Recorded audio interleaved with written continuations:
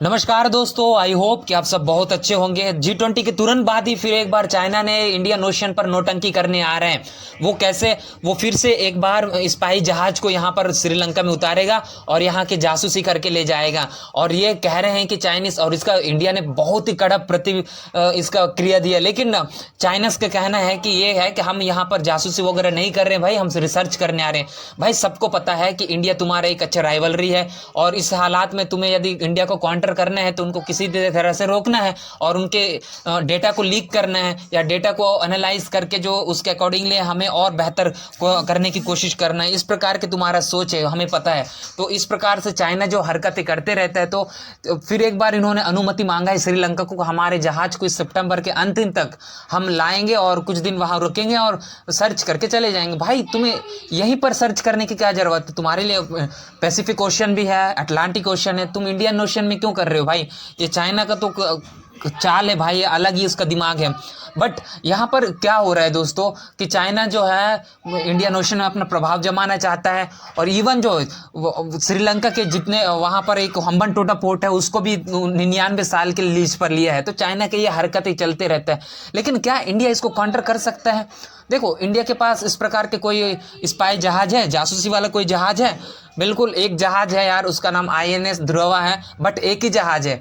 यदि हमारे पास दो होता तो हम भी साउथ चाइना सी में ले जा सकते थे, बट एक ही है, तो जिसके कारण हमें यहीं पर रखना पड़ जाता है। तो ऐसे हालात में हम और भी जहाज़ों की आवश्यकता है, इस प्रकार की वॉरशिप और स्पाई जहाज की। तो हम देखो, यहाँ पर सबसे बड़ी हमें इंपॉर्टेंट है, यदि चाइना को काउंटर करना है ना तो उसी तरीके से काउंटर करना पड़ेगा, किसी और तरीके से नहीं। मतलब चाइना सुधरेगा नहीं, समझेगा नहीं, तो उसको ना उसी हिसाब से जवाब देना पड़ेगा।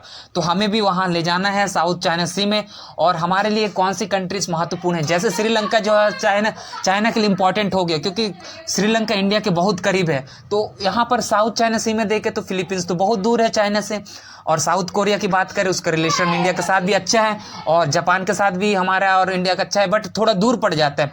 ऐसे हालात में ताइवान एक बहुत इंपॉर्टेंट है। देखो, ताइवान जो है इंडिया के लिए एक बहुत अच्छा मेजर रोल प्ले करता है। हालांकि वो कंट्री नहीं माना गया है, लेकिन उसको जल्द से जल्द एक कंट्री के रूप में मान्यता दे देना चाहिए। इससे इंडिया को बहुत ज़्यादा फायदा होने वाला है, क्योंकि हमारे रिलेशन अच्छे हैं ताइवान के साथ। ऐसे हालात में जो हम चाइना को काउंटर कर सकते हैं, क्योंकि वो भी श्रीलंका जैसी महत्वपूर्ण स्ट्रेटेजिक पॉइंट है, क्योंकि चाइना की करीब साउथ में है। तो हम वहाँ पर कुछ आर्टिफिशियल शिप बना के हम भी बोलेंगे ना भाई, हम भी अपना जहाज को ला रहे हैं सर्च करने के लिए, रिसर्च करने के लिए। इससे चाइना को समझ आएगा। तो ये एक बहुत ज़्यादा मेजर इम्पैक्ट करेगा चाइना के लिए। तो ये सब है, चाइना को उसी तरह से जवाब देने की आवश्यकता है दोस्तों। यदि हम चुप रहकर हम अपने खामोशी में रहेंगे तो ऐसे कुछ भी नहीं कर पाएंगे चाइना को। तो इसलिए है, जल्द से जल्द हमें जहाज बनाने की ज़रूरत पड़ेगी, और भी ज़्यादा हम चाइना को काउंटर कर सकते हैं। तो ये है दोस्तों।